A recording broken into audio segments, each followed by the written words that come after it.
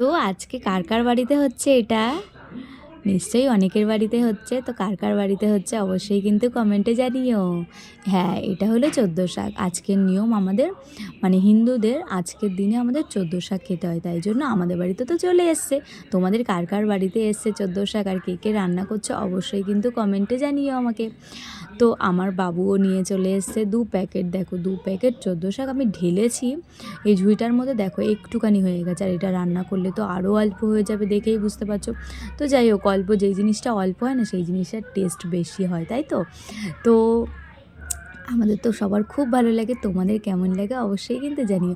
এই শাকটা না মানে 14 রকম শাক একসাথে রান্না করলে তার স্বাদটা যে কী স্বাদ, মানে কী টেস্ট হয়, মানে সেটা জাস্ট বলার বাইরে, মানে ভাষা নেই তার কোনো।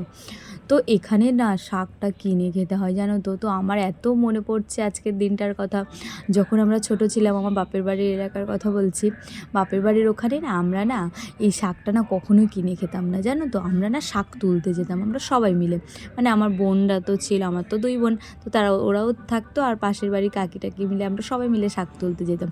তারপরে এই 14 রকম শাক আমরা তুলে নিয়ে আসতাম, তুলে নিয়ে এসে তারপরে আমরা বাড়িতে নিয়ে এসে সব ভাগ যোগ করে যে যারা যারা যেতাম সবাইকে দিয়ে তারপরে যে যার বাড়িতে রান্না হতো। আবার সেই শাক দিয়ে তো কত গল্পও হতো, আর শাক তুলতে যাওয়া একসাথে মানে কি গল্প প্রচুর, শাক তোলা অল্প। তো আমরা খুব মজা করতাম, এই দিনটা খুব মিস করছি আজকে ওই দিনটা।